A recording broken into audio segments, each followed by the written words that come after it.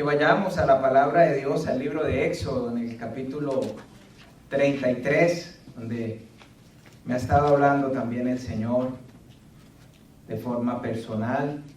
Segundo libro de la Biblia, escrito por el profeta Moisés, el libertador, conocido como el libertador. Éxodo capítulo 33.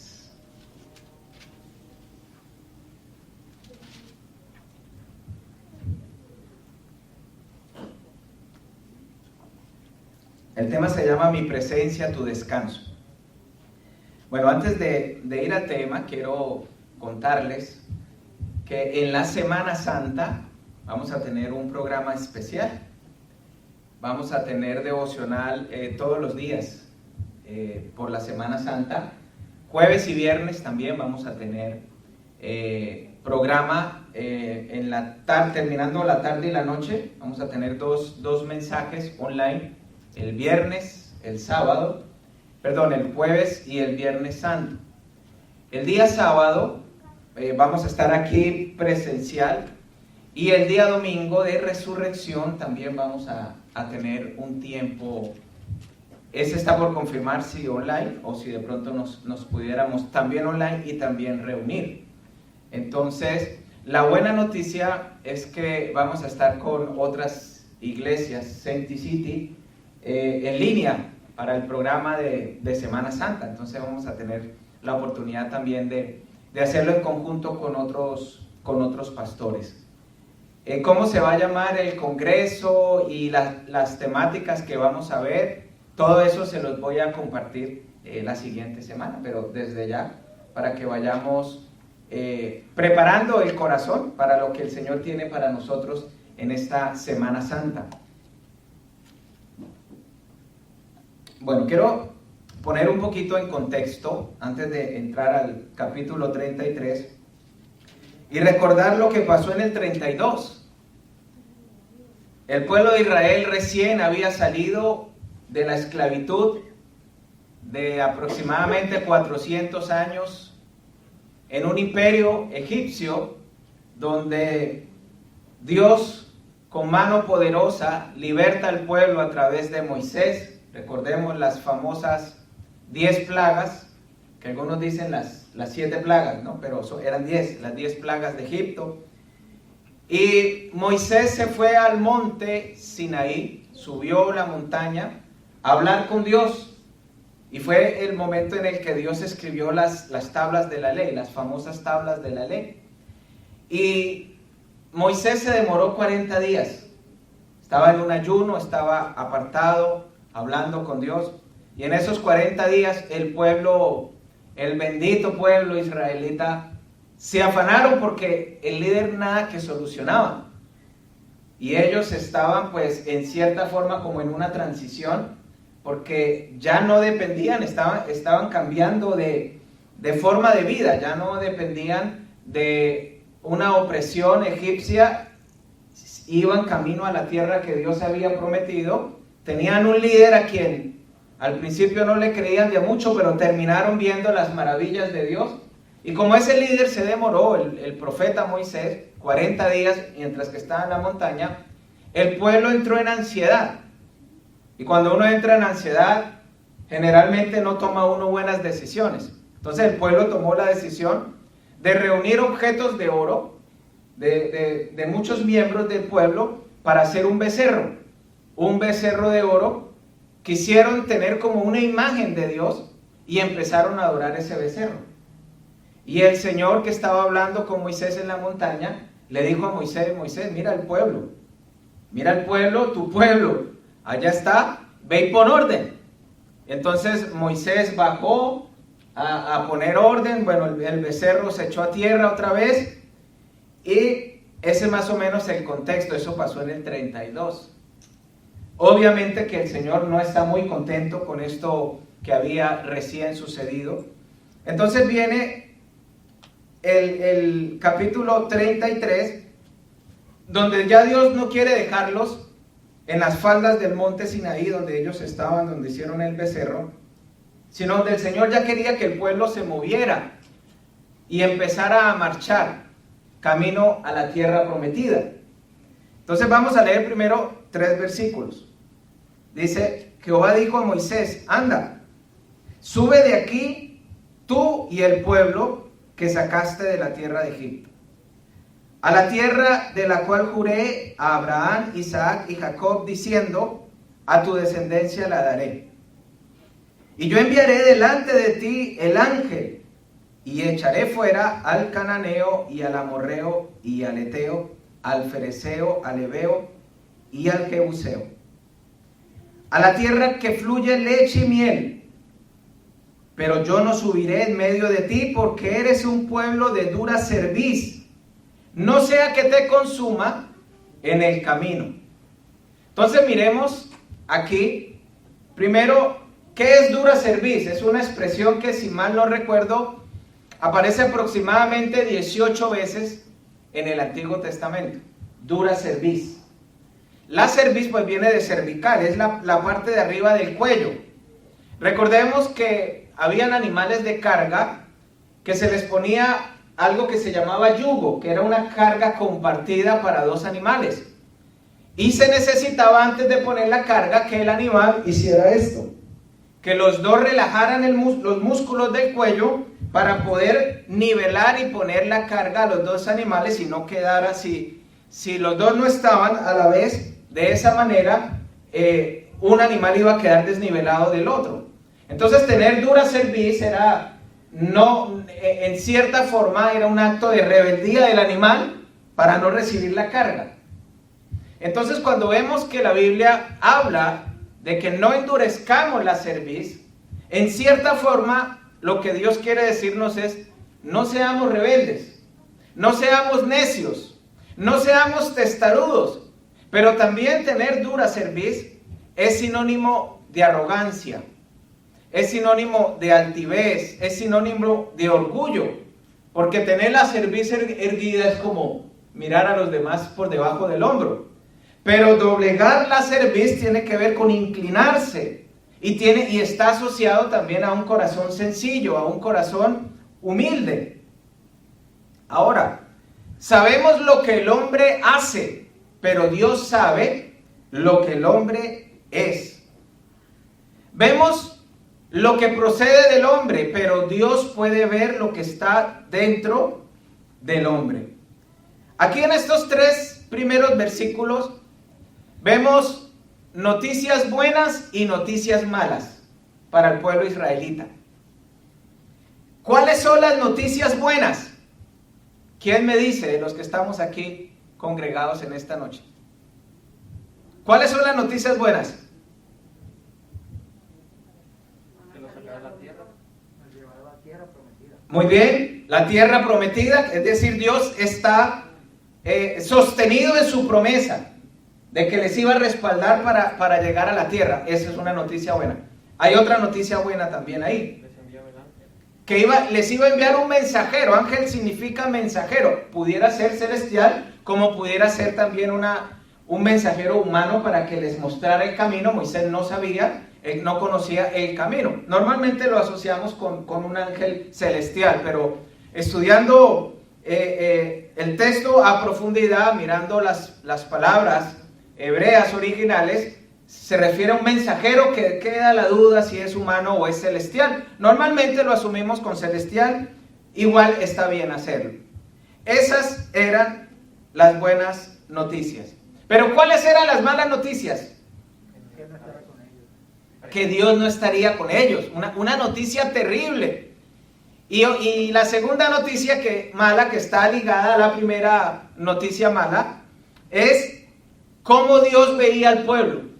Un pueblo con una cerviz dura, con una cerviz endurecida, es decir, un pueblo necio, testarudo, rebelde, orgulloso, con mucha falta de humildad. Entonces mire también lo que dice ahí dentro de las malas noticias. No hay sea que te consuman el camino. Es decir, que en cierta forma la necedad del pueblo está casi muy cerca de quitar la protección de Dios. Es decir, la justicia decía, córtalos y consúmelos. Sin embargo, la misericordia de Dios, como lo dice el profeta Oseas más adelante, por allá en el capítulo 11, ¿cómo voy a entregarte, oh Israel? ¿Cómo he de abandonarte, oh Efraín?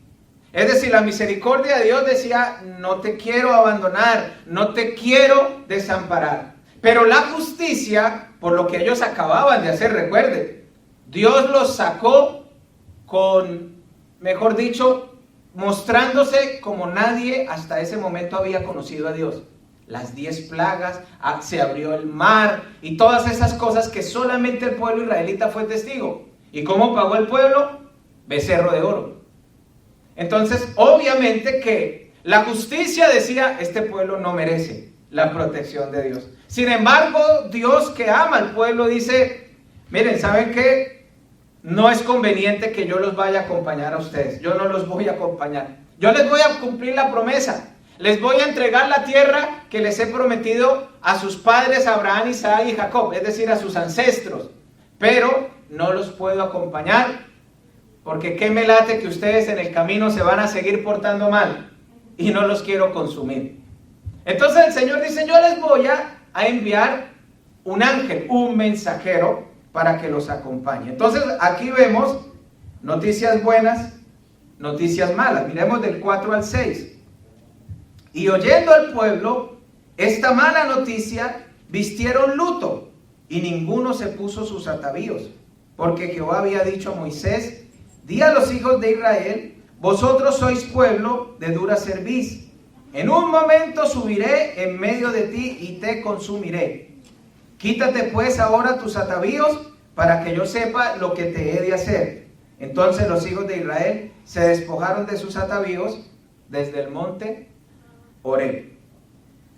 Entonces, familia, este pueblo considerado de dura cerviz ha recibido la funesta noticia que la presencia de Dios no estaría. Ahora, ellos hacen algo bueno, vestirse de luto y no ataviarse. Y eso era una forma de mostrar arrepentimiento. Eso era una forma de decir, oh, realmente le estamos fallando a Dios. Y queremos que la presencia de Dios no se aparte de nosotros. El fruto más amargo que puede vivir un hijo de Dios, y para mí la peor consecuencia del pecado de un hijo de Dios, es no sentir a Dios cerca de su vida. Para mí no hay algo peor que no sentir a Dios cerca. Hace poco que tuve lo que algunos consideran una cirugía sencilla. Y pues realmente la cirugía como tal que me hicieron no fue tan compleja. Ahora el dolor sí era increíblemente insoportable, pero la cirugía no era una cirugía tan compleja. Sin embargo, yo recuerdo mis últimos pensamientos antes de recibir la anestesia general. Es, Señor, estoy tranquilo porque sé que estás aquí conmigo. Porque tu presencia está aquí conmigo y siento que estás aquí conmigo. Y eso produjo en mi corazón paz, porque eso trae la presencia del Señor. Ahora, el verso 7 dice, versículo 7, y Moisés tomó el tabernáculo y lo levantó lejos, fuera del campamento, y lo llamó tabernáculo de reunión. Y cualquiera que buscaba a Jehová salía del tabernáculo de reunión que estaba fuera del campamento. Recordemos que era el tabernáculo. El tabernáculo era, si me permiten la comparación, como la iglesia en ese momento. Estoy hablando del lugar físico donde el pueblo se reunía en torno a Dios. Obviamente no estamos hablando todavía de la época cristiana. Para utilizar el nombre de iglesia todavía no aparece en la Biblia, está muy lejos, pero como para hacernos entender, era el lugar de congregación del pueblo, donde el pueblo se reunía en torno a propósitos espirituales, para buscar a Dios, para oír al Señor. Entonces el tabernáculo de alguna forma representaba el lugar para encontrarse con Dios. Eso era el tabernáculo de reunión. Pero habíamos visto o habíamos oído malas noticias. La presencia de Dios se había apartado o se iba a apartar, se estaba apartando, y el pueblo estaba casi que rotulado como un pueblo de dura cerviz. Ahora, Dios empieza a hacer ajustes con el pueblo. Y el tabernáculo que había estado durante meses en medio del pueblo, que representaba como la presencia de Dios, y qué rico es congregarse en un lugar cerca. Es sabroso. Pero ¿qué hizo el Señor? Sacó el tabernáculo y ahí dice, yo lo tengo aquí resaltado y subrayado en mi Biblia, lejos. El Señor alejó el tabernáculo. Es decir, ya no iban a estar en la comodidad de tener dentro del pueblo el tabernáculo, sino el tabernáculo estaba lejos del pueblo. Aquí hay familias en esta noche que nos acompañan y que han sido fieles durante mucho tiempo y que no viven tan cerca, por ejemplo, del lugar de reunión. Vienen desde Waukegan algunos, otros vienen desde Rockford. Creo que Rockford está, si no me falla el cálculo, un poquito más lejos todavía que Waukegan desde este lugar. Tal vez 15 minutos o 10 minutos más, tal vez. Casi que equidistante. Sin embargo, vienen aquí a buscar al Señor. Y eso es algo muy bonito. Eso es algo muy bonito sin importar la distancia.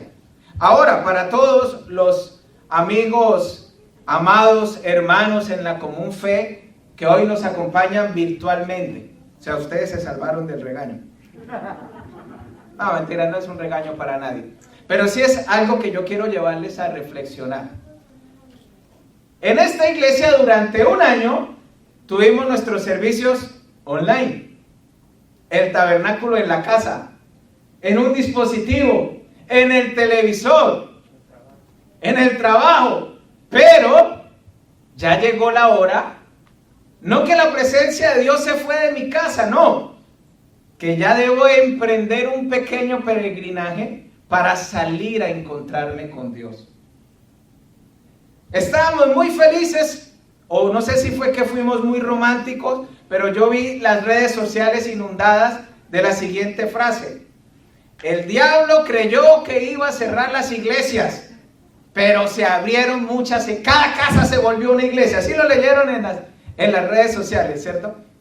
Y bueno, tal vez esas frases nos dieron consuelo al principio, pero llegó el momento, familia, de volver a tener esa intención de salir de casa a encontrarme con Dios.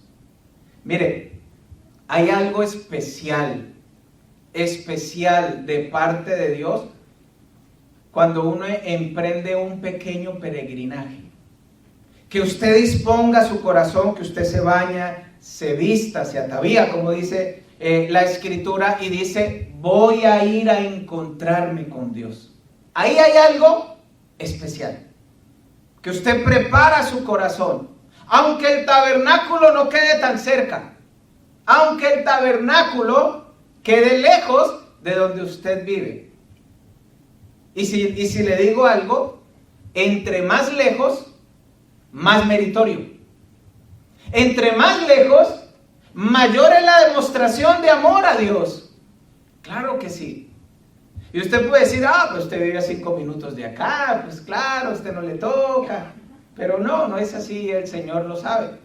Por ejemplo, hoy Cristeli no está por aquí, pero ella nos está viendo en línea. Ella nos conoció en Houston, en el ministerio en Houston. La iglesia quedaba a 40 minutos en carro de mi casa. De pronto Waukegan queda un poquito más lejos, inclusive de los 40 minutos. Pero todos los días, yo nunca tuve problema, todos los días ir 40, 45 minutos o 50, porque todos los discípulos vivían para esa zona. Nunca tuve problema, todos los días, porque yo sabía que aunque quedara lejos, allá estaba la presencia de Dios. Y el Señor, que conoce los corazones, sabe cuando uno se dispone a emprender ese pequeño, ese micro peregrinaje para encontrarse con Dios. ¿Por qué Israel genera también tanta bendición para los que van a peregrinación? Uno, pues es amar lo que Dios ama. Es el pueblo de Dios y está en la Biblia. Pedid por la paz de Jerusalén, sean prosperados los que te aman. Es la casa de Dios. Jerusalén ha sido considerada bíblicamente como la casa de Dios. Pero los que vivimos tan lejos, pero tan lejos de Israel como en estos países, que uno disponga su corazón con viajar tantas horas por ir a lo más íntimo y conocer al Señor, eso genera una bendición especial de parte del Señor. Entonces, aunque la presencia de Dios se había apartado del campamento, me encanta esto que dice, terminando el versículo 7. Cualquiera que buscaba a Jehová salía al tabernáculo de reunión que estaba afuera del campamento. Es decir, aunque el tabernáculo salió, en este caso, porque el pueblo era de dura cerviz, el tabernáculo salió, sin embargo, a pesar de la rebeldía y de la arrogancia del pueblo, sin embargo, la presencia de Dios les seguía esperando ahí en el tabernáculo. Y hay algo que a mí me encanta en la Biblia, que está por allá en el libro de Primera de Reyes, creo que en el capítulo 21, un hombre muy malo, el rey Acab, un hombre perverso, un hombre que hizo muchas cosas que ofendieron a Dios y dañaron muchas personas. Llegó un momento que este hombre tuvo yo le llamo una microconversión, porque no le duró casi nada. Pero llegó un momento en como que reaccionó que estaba muy distante de Dios y se humilló y buscó a Dios. Y el Señor le dice al profeta, ¿no has visto a mi siervo Acab cómo se ha humillado delante de mí? Mire, inmediatamente Dios dispuesto a recibirnos, aún a pesar de haberle fallado, aún a pesar de haber caído, aún a pesar de haber pecado, aún a pesar que el tabernáculo de Dios se alejó de nuestra vida, y eso simboliza la presencia de Dios distante, aún a pesar de, ahí siempre estará el tabernáculo. ¿No has visto a mi siervo Acab cómo se humilla delante de mí? ¡Qué precioso! Que aunque nosotros seamos infieles, el Señor siempre permanezca fiel. Que a pesar que nosotros prácticamente somos los que nos hemos alejado de Dios, ahí, aunque muchas veces distante, pero ahí está el Señor esperando. Y esa distancia, ¿sabe quién ha marcado esa distancia? Esa distancia la ha marcado el corazón endurecido. No el amor de Dios. El amor de Dios hace que aunque parezca distante, el Señor está ahí presto a cada uno de nosotros a inclinar su oído. Entonces, no busques una iglesia lo más cerca de tu casa. Busca una iglesia lo más cerca de la presencia de Dios o lo más cerca de la palabra del Señor. Continuemos entonces con la lectura. Miremos del versículo 8 al 10.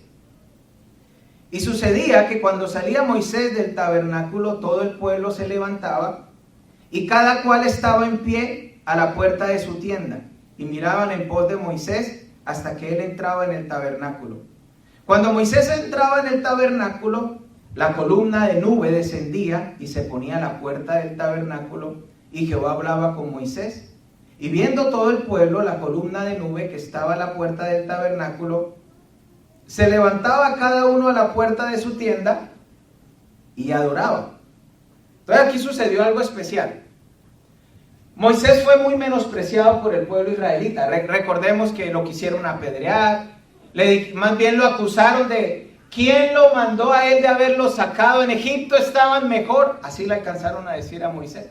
Dijeron, matémoslo y busquémonos otro líder, que este no nos gusta, este que tenemos. Y sin embargo, pues aquí vemos cómo en cierta forma Dios honra a Moisés. Porque cuando Moisés iba y atravesaba el pueblo para salir y para llegar al tabernáculo, todos veían algo. Que cuando Moisés entraba en el tabernáculo, la nube descendía sobre el tabernáculo. Y el pueblo empezó a ver que el hombre que ellos menospreciaron era un hombre que Dios estaba respaldando en su labor. Ahora, ¿Qué hacían las familias cuando veían que la nube descendía sobre el tabernáculo? Empezaron a adorar en cada casa. Pero dice la escritura que en las puertas de la casa, ellos públicamente habían adorado un becerro. Ahora públicamente tenían que adorar al Señor. Y el versículo 11 dice, y hablaba Jehová a Moisés cara a cara, como habla cualquiera a su compañero.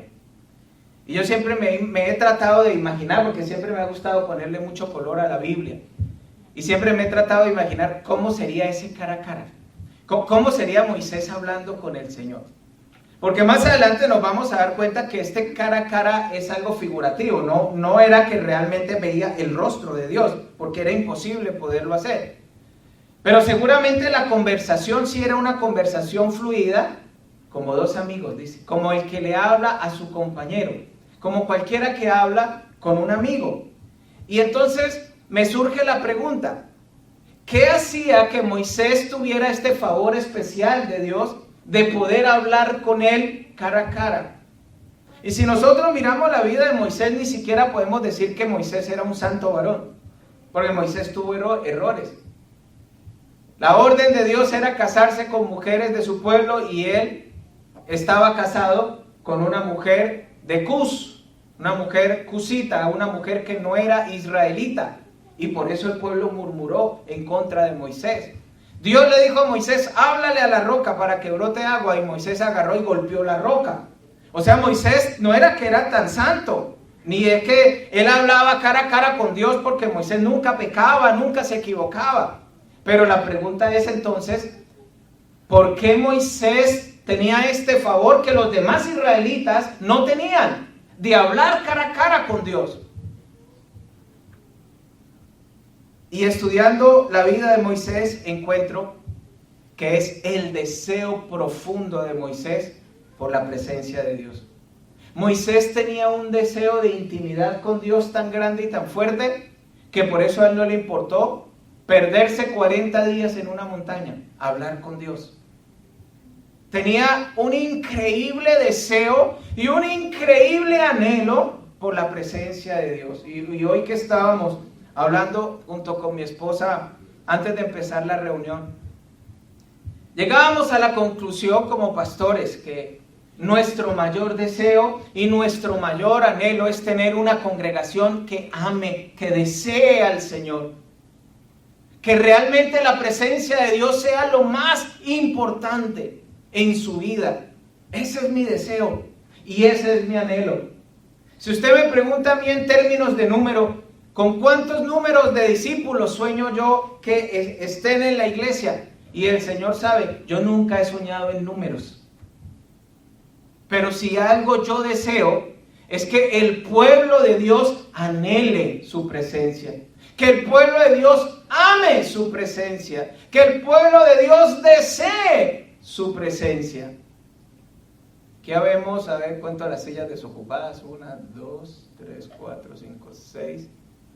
6 sillas desocupadas. Afuera hay alguien. 5. Hoy quedaron 5 sillas desocupadas. En listas, pues estábamos para estar completos. Sé que hubo quebrantos de salud. Y en estos tiempos de COVID, cualquier medio alergia, mejor quédese en casa, ¿no?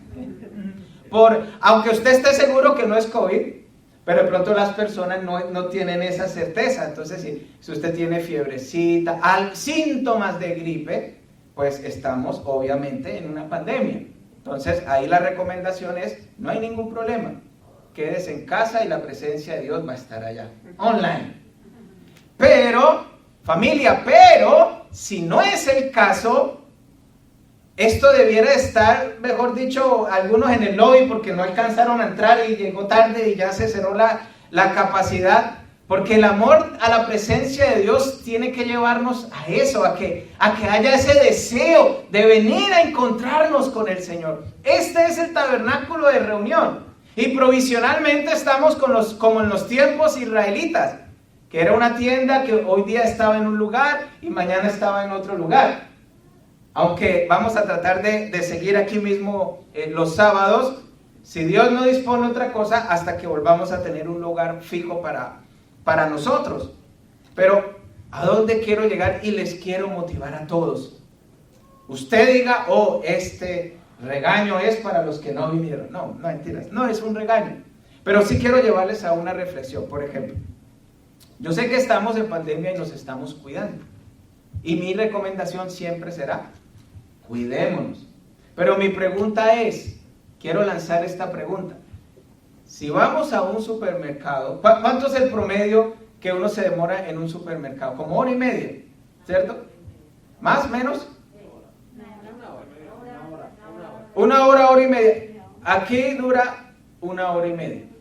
Bueno, yo no creo, media hora depende si va a comprar para 2-3 días, pues si vamos a comprar para una semana, yo creo que más de media hora, ¿sí? Ahora, si vamos a un supermercado y vamos y compramos porque tenemos que comprar, ¿por qué no venir a 1 hora y media, que es un tiempo similar, 1 hora y media a buscar al Señor?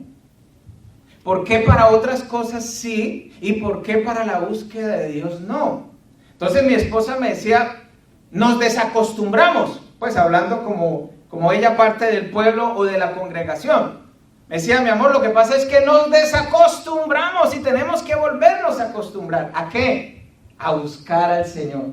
Pero hoy quiero decirle a todos los que estamos aquí y los que estamos en línea, mi oración es que volvamos a amar otra vez la presencia del Señor, que es lo mejor que nos puede pasar a cualquiera de los creyentes. Moisés hablaba cara a cara con Dios, pero ese tipo de relación con Dios está al alcance de todos nosotros. En el Antiguo Testamento era más difícil tener una relación cercana con Dios.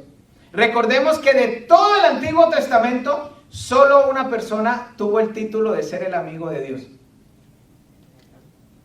Abraham. Solamente Abraham fue considerado el amigo de Dios. Sin embargo, en el Nuevo Testamento Jesucristo llama a sus discípulos amigos. Ustedes ahora son mis amigos porque conocen muchas cosas mías. Y así es. Entre mayor acercamiento tiene uno a una persona o hacia una familia, uno empieza a conocer más. Y eso se llama amistad. Entonces, Jesús nos dice que nosotros podemos tener una relación de amistad con Él, porque la presencia de Dios está disponible para todos nosotros, al alcance de todo. Y eso lo dice Juan 15:15, dice que Jesús nos llama ahora a todos nosotros sus amigos, y Jesús es Dios también. Ahora miremos en el versículo 11, la segunda parte. Pero el joven Josué, hijo de Nun, su servidor, nunca se apartaba de en medio del tabernáculo. Y aquí leemos una expresión que pareciera como que sí, como que no. ¿Cómo así que Josué es servidor de Moisés? Porque tal vez lo que uno piensa es, nosotros somos siervos de Dios, no siervos de hombres, ¿cierto? Es lo que uno comúnmente piensa. Yo le sirvo a Dios, no le sirvo a los hombres. No necesariamente.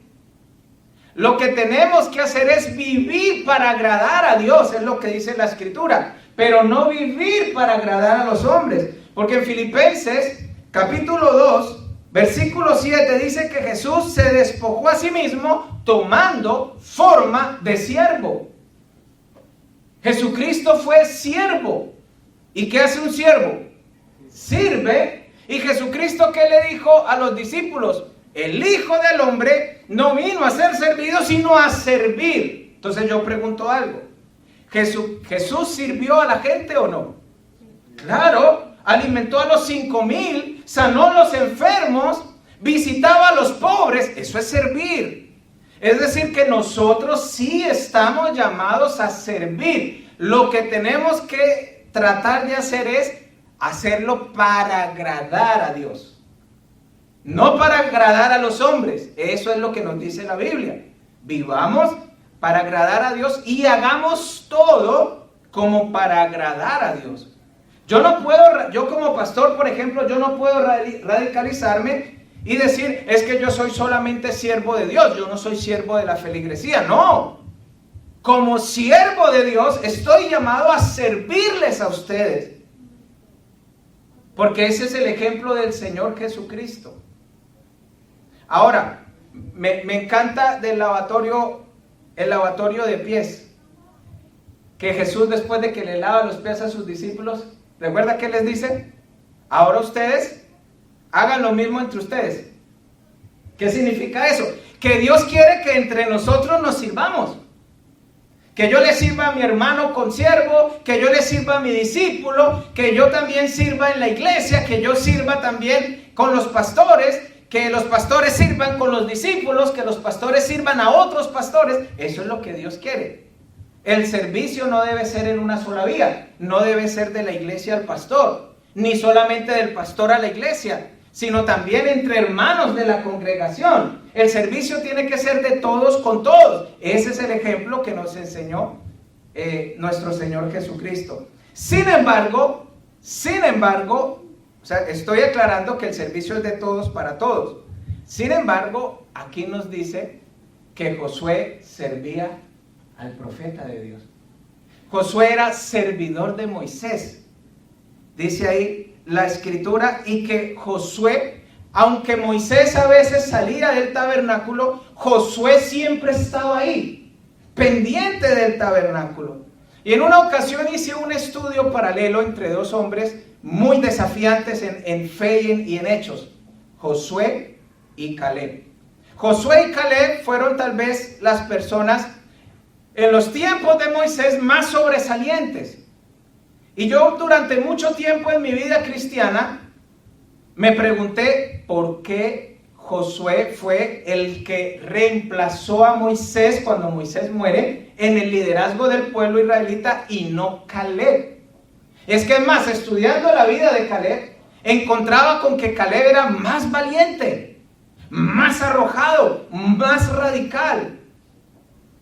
Pero sin embargo, Dios le entregó el pueblo no a Caleb, no al del mejor perfil, sino a Josué. ¿Y por qué el liderazgo lo tomó Josué y no Caleb? Porque Josué estuvo más en el tabernáculo. Moisés iba y venía y Josué estaba en el tabernáculo. Pero también Josué tuvo algo muy especial. Josué tuvo un mentor muy cercano y fue Moisés.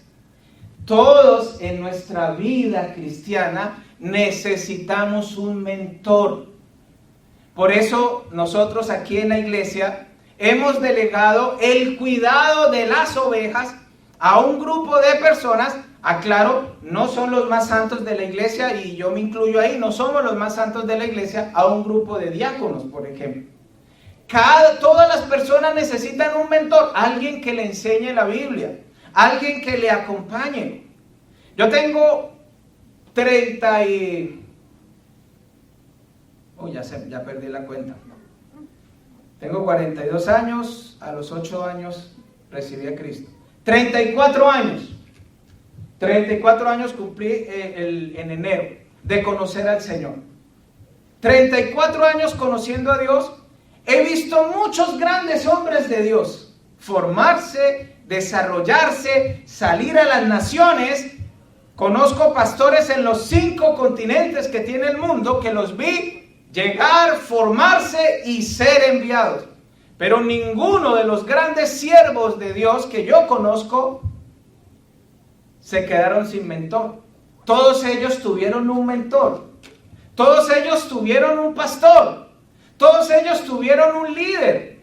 Y no necesariamente los mejores líderes, ni los mejores pastores, pero lo tuvieron y fueron enseñados y fueron moldeados. Todo siervo de Dios, toda persona que llega a la iglesia necesita, todos los creyentes necesitamos un mentor. Timoteo tenía a Pablo. Todos necesitamos un mentor. Y aquí Josué lo tenía. Y era Moisés, siervo de Dios. Ahora, estar tanto tiempo en el tabernáculo tiene ventajas y desventajas. Estar tanto tiempo en la iglesia tiene ventajas y desventajas. Estar tan cerca de los pastores tiene ventajas y desventajas. ¿Cuáles son las ventajas y cuáles son las desventajas? Vamos a hablar un poquito. Las ventajas de estar cerca de los siervos de los Moisés son que uno aprende lo que ellos ya saben. Ellos tienen un recorrido con el Señor y cada siervo de Dios tiene una riqueza particular que Dios le ha dado en su caminar con el Señor. Y eso es una buena ventaja. Y que aprende uno más rápido si tiene el maestro más cerca y más tiempo. Esa es una linda ventaja. Pero ¿cuáles son las desventajas de estar tanto tiempo o tan cerca en la iglesia? ¿Cuáles son? ¿Cuáles son? A ver, alguien que se atreva a decirlo. ¿Cuál era la pregunta? Jackie. Las personas que también reciben más regaños del pastor. Bueno, que esa ha sido la experiencia de ella y ella habla de su experiencia, ¿no? Ya que dice que la desventaja es la que la persona recibe más regaño del pastor. Yo creo que esa no es la peor. Quien la ve dice que yo la regaño a Jackie. Esa es la peor desventaja. La acaba de decir Romelito o Romel Jr. Que el que está más cerca de los pastores ve más los errores de los pastores. ¿O no? Mire, usted puede cruzar todos los océanos que quiera, ir al lugar donde quiera. Va a encontrar grandes hombres de Dios con grandes debilidades. Porque somos humanos. Usted no va a encontrar aquí ningún pastor que se escapó del cielo y tiene orden de captura allá en el cielo y los ángeles lo están buscando porque es uno de ellos. No existe. Todos los pastores somos seres humanos. Y una de las desventajas de estar tanto tiempo en la iglesia es que empiezo a ver los errores de la iglesia. Eso es una desventaja. Claro, la experiencia de Jackie son los regaños, pero eso es respetable. Está bien, Jackie, estoy molestándote hoy. Pero en serio, familia, obviamente tiene ventajas, pero también tiene desventajas. Pero todos los siervos del Señor hemos tenido que pasar por ahí. Pasar por ahí de ver debilidades, de ver. En estos días don Romel Girón me hablaba de cosas fuertes que él que tiene también muchos años conociendo al Señor ha visto en la iglesia. Y son cosas fuertes. Y yo decía, si yo le contara las mías, si yo les contara lo que he visto yo también en la iglesia. Claro que sí, claro que sí. Ahora, Josué fue el primer testigo de las debilidades de Moisés. Sin embargo, Dios permitió que estuviera ahí porque eso hace parte de. Y ahí es donde, familia, tenemos que tener también mucho cuidado, porque por los errores de la iglesia, de seres humanos dentro de la iglesia, terminamos metiéndonos en un campo que no nos corresponde, y es hablar mal de la iglesia.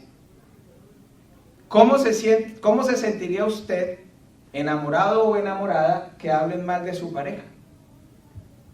Yo, por lo menos, que alguien me hable mal de mi esposa, pues no, yo no me siento grato, no me siento agradable. Y es normal, porque hay amor, porque hay un deseo de protección. La iglesia es la novia de Jesús, es la prometida de Jesús, dice la Biblia. Que Jesucristo ama a la iglesia como su prometida. Entonces, cuando nosotros empezamos a hablar en términos generales, es que las iglesias son esto, es que las iglesias las iglesias me tienen decepcionado. Ojo, nos estamos metiendo con el Señor. Y como dijo alguien por ahí, yo no voy a ninguna iglesia, porque las iglesias son lugares para hipócritas. Y alguien también le contestó, tranquilo, siempre va a haber una banca desocupada para alguien más como tú.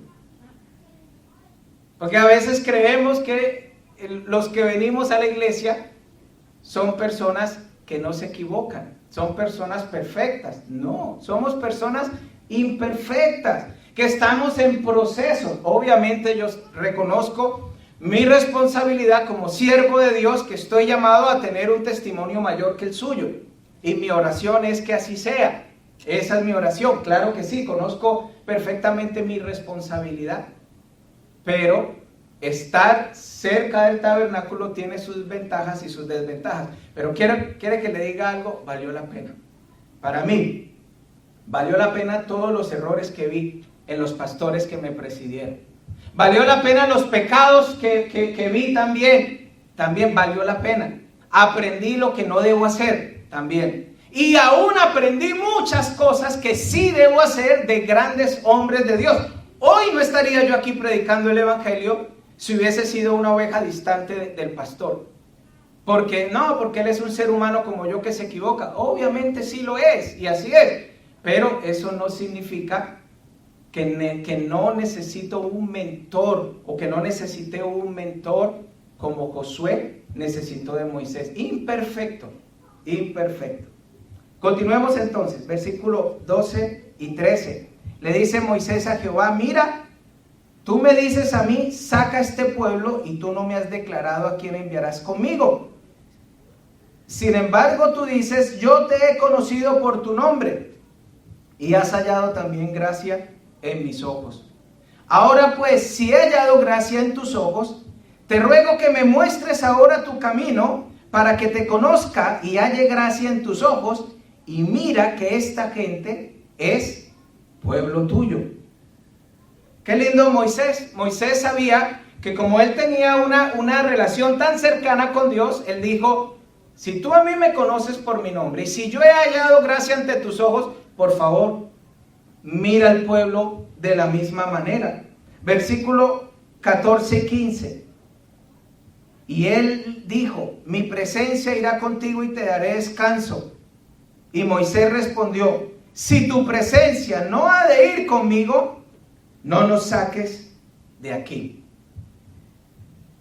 Dios le había dicho al pueblo, dentro de las buenas noticias que vimos al principio del sermón, que les entregaría una tierra que había prometido a sus padres, y que aunque estaba habitada por varias tribus, yo llamo las tribus de los feos, Jebeo, Eteo, Jebuseo, los feos les digo yo, todas esas tribus poseían la tierra que Dios le había prometido a los israelitas. Sin embargo, Dios dijo: aunque esté invadida de tribus, yo se las voy a entregar a ustedes, pero les voy a mandar un ángel, y yo no voy a ir, porque ustedes son un pueblo de dura cerviz. No ahí me sigan tentando en el camino y yo los termino a ustedes perjudicando. Pero ¿sabe qué dice Moisés? Moisés empieza a tocar el corazón del Señor, y me encanta esa oración de intercesión de Moisés.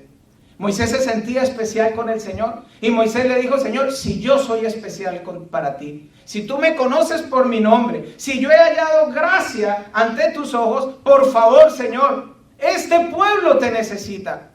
¿Sabes qué, Señor? Yo prefiero morir en el desierto contigo que ir a la tierra prometida sin ti. Señor, no me propongas negocios, porque esto es innegociable. Tu presencia es innegociable.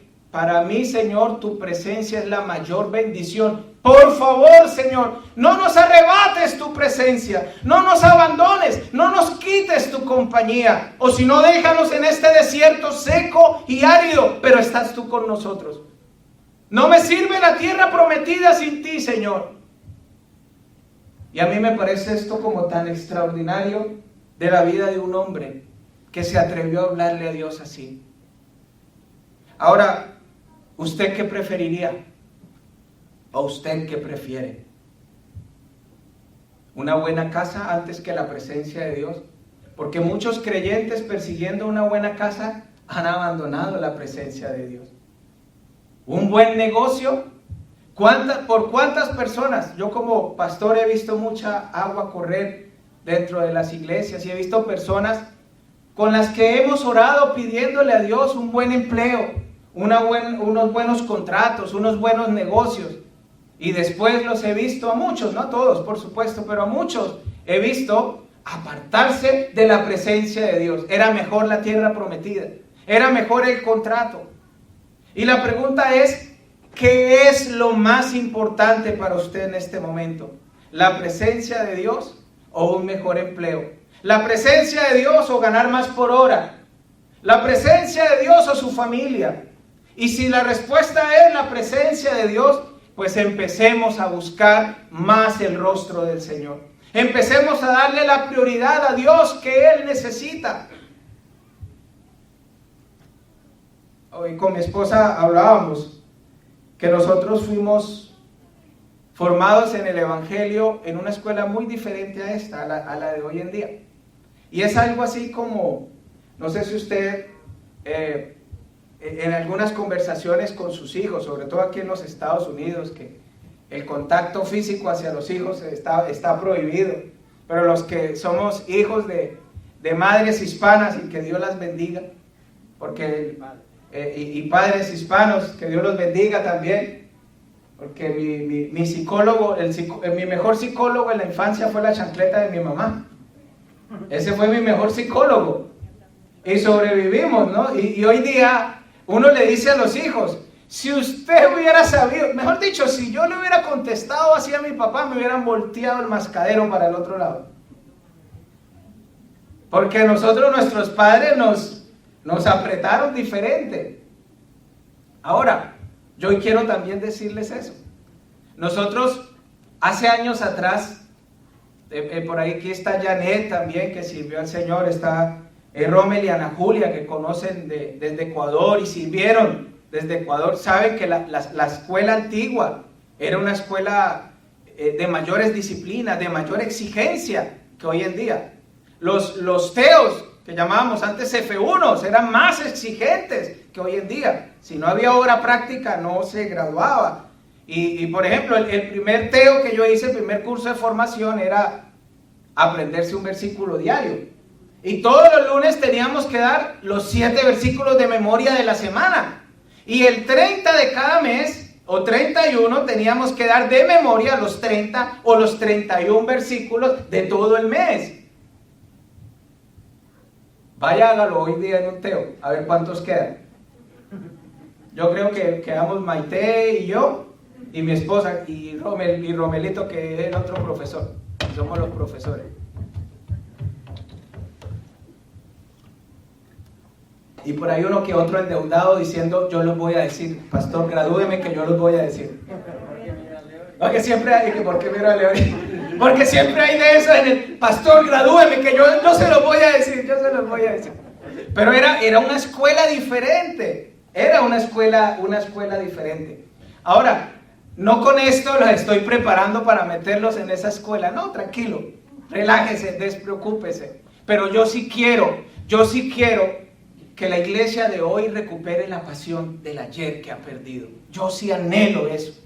Yo sí anhelo un pueblo que diga, mi Señor está por encima de mis deseos, de mis pasiones, de mis bienes, de mi familia. La presencia de Dios es mi mayor deseo. Prefiero la presencia de Dios y vivir sin bienes, sin riqueza. Prefiero la presencia de Dios y vivir lleno de limitaciones y de debilidades.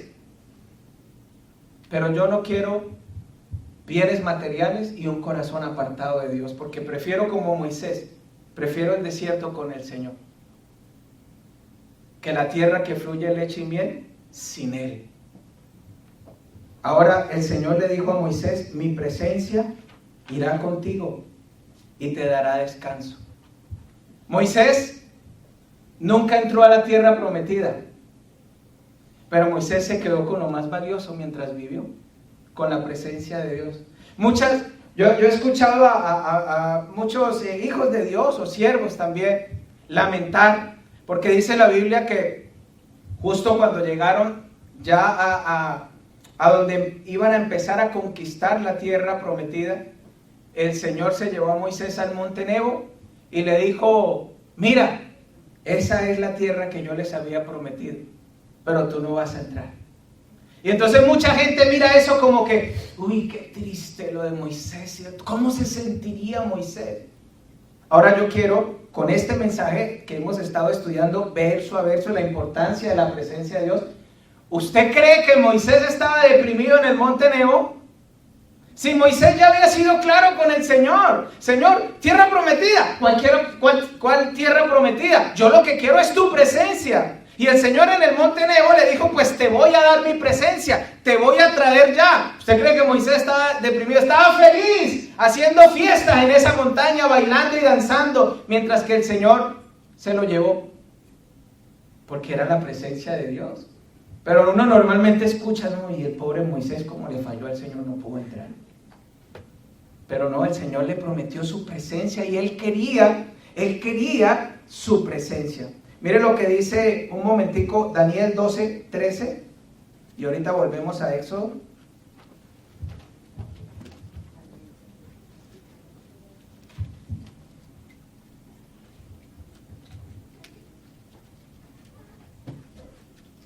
Daniel capítulo 12, versículo 13.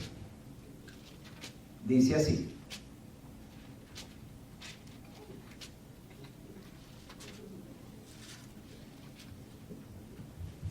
y tú irás hasta el fin y reposarás y te levantarás para recibir tu heredad al fin de los días.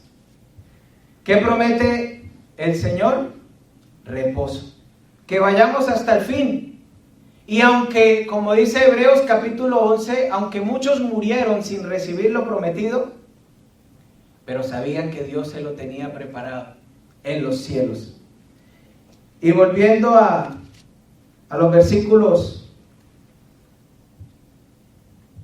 16 y 17. ¿Y en qué se conocerá aquí que he hallado gracia en tus ojos, yo y tu pueblo, sino en que tú andes con nosotros, y que yo y tu pueblo seamos apartados de todos los pueblos que están sobre la faz de la tierra? Y Jehová dijo a Moisés, también haré esto que has dicho, por cuanto has hallado gracia en mis ojos, y te he conocido por tu nombre. Moisés le dijo, Señor, yo quiero que este pueblo te conozca a ti como ningún pueblo te ha conocido. Yo quiero, Señor, que este pueblo sea diferente a todos los demás pueblos de la tierra en cuanto a la relación contigo. Y el Señor estaba como tan emocionado con ese amor que le profesaba a Moisés, que dijo, también, eso también te lo doy. Y entonces aquí fue donde Moisés se pasó de confianzudo con el Señor. ¿Sí sabían que Moisés se pasó de confianzudo? En serio que sí, Moisés se volvió atrevido. Miremos el versículo 18. Él entonces dijo, te ruego que me muestres tu gloria. ¿Sabe qué le dijo Moisés? Quiero verte tal y como tú eres, Señor. Oh, me quieres mucho y me estás dando todo lo que te pido. Pues te voy a pedir algo más. Quiero que te muestres a mí como nadie en este mundo te ha visto. Quiero que me muestres tu gloria. Y el Señor le respondió en el versículo 19, yo haré pasar todo mi bien delante de tu rostro y proclamaré el nombre de Jehová delante de ti y tendré misericordia del que tendré misericordia. Seré clemente con el que seré clemente. Y dijo más, no podrás ver mi rostro porque no me verá hombre y vivirá. Y dijo aún Jehová, he aquí un lugar junto a mí y tú estarás sobre la peña. Y cuando pase mi gloria, yo te pondré en una hendidura de la peña y te cubriré con mi mano hasta que yo haya pasado. Se pasó de confianzudo el Moisés. Le dijo, Señor, ya no me es suficiente hablar contigo en una nube. Recuerde que cuando ellos hablaban, descendía la nube y desde la nube, hablaba el Señor con Moisés. Y Moisés le dijo, Señor, yo quiero conocerte de una forma más profunda, como nunca nadie te ha conocido. Señor, yo quiero ver tu majestad, yo quiero ver todo tu esplendor, yo quiero ver toda tu gloria. Y el Señor le dijo a Moisés, Moisés, no estás ni preparado ni capacitado, porque nadie puede ver mi rostro y vivir. No puedes verme. Y ¿saben, familia? Hay cosas, con esto entiendo que hay cosas espectaculares y sobrenaturales, cosas que ojo no vio ni oído yo, ni siquiera que han subido al corazón del hombre, son las que Dios tiene preparados para nosotros. Hay glorias que veremos nosotros cuando estemos con el Señor, pero que todavía que estamos en este cuerpo y en esta naturaleza pecaminosa, todavía no estamos preparados. Ahora mire el cambio en la vida de Moisés. Este no es el Moisés de la zarza. ¿Se acuerdan? Cuando Dios le habló a Moisés desde la zarza, dice que Moisés cubrió su rostro porque tuvo miedo de mirar a Dios. Moisés empezó teniéndole miedo a Dios. Y aquí, en este punto de la historia, Moisés está fascinado con la presencia de Dios y cada vez quería tener un conocimiento más profundo de Dios y se atrevió a decirle al Señor que le mostrara su gloria. Pero el Señor dijo, pero parcialmente, Moisés, me voy a mostrar a ti. Me voy a mostrar de la manera en que tú puedes verme. Te voy a esconder en una hendidura de una peña, de una roca. Y tú te vas a esconder ahí. Y yo haré pasar todo mi bien delante de ti. Y escucharás cómo se proclamará mi nombre. Jehová, Jehová, Jehová. Y yo voy a poner una mano para que tú no me veas. Y cuando yo pase por la piedra, me verás la espalda. Eso es lo que puedes verme por ahora, Moisés. Verás mi espalda, pero no puedes ver mi gloria completa. La palabra de Dios nos dice en Timoteo capítulo 6 que el Señor habita en una luz inaccesible y que ningún hombre le ha visto ni le puede ver. Sin embargo, es posible tener una relación más profunda. Es posible ver la espalda de Dios como lo hizo Moisés. Es posible para nosotros hoy día, claro que sí, a través de Jesucristo. Y recordemos cuando el discípulo Felipe le dice a Jesús, Maestro, muéstranos al Padre. Es una petición parecida a la de Moisés. Muéstrame tu gloria, muéstranos al Padre, Maestro, le dice Felipe. Y el Señor le dice a Felipe, ¿cuánto tiempo llevo con ustedes y no me conoces todavía, Felipe? El que me ha visto a mí, ha visto al Padre. Jesucristo, que siempre ha sido considerada la roca eterna de nuestra salvación, Él es la hendidura. Y por eso debemos asentarnos en la roca que es Cristo y resguardarnos en la roca que es Cristo, porque solo a través de Cristo podremos tener un conocimiento mayor y más profundo de nuestro Padre Celestial. Solo a través de Jesucristo.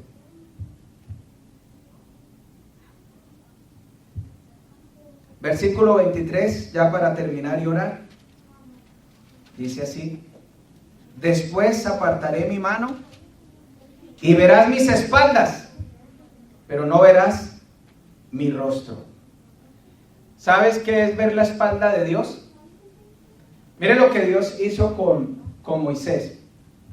Lo escondió en una hendidura y cuando el Señor pasó, lo tapó para que no lo viera. Y lo único que pudo ver Moisés fue la espalda. Es decir, ver la espalda es mirar por donde Dios ha pasado y admirarlo. Ver la espalda es poder tener ese discernimiento y esa capacidad para ver todos los hechos de Dios. Ver la espalda para Israel era recordar momento a momento cada una de las 10 plagas. Ver la espalda de Dios para el pueblo de Israel era recordar que el Señor abrió el mar rojo. Hizo una autopista improvisada para que el pueblo de Dios caminara y pasara en seco. Ver la espalda de Dios era recordar que había caído pan del cielo. Ver la espalda de Dios era recordar que aparte de pan, el Señor les varió el menú y les envió carne a través de las codornices. Ver la espalda de Dios es recordar que el Señor abrió la roca y de allí brotó agua para saciar la sed. Ver la espalda de Dios era recordar que cada noche en el desierto aparecía una columna de fuego para abrigarlos y que cada día había una nube para protegerlos del inclemente sol. Ahora, ¿qué tal si oramos y vemos la espalda de Dios?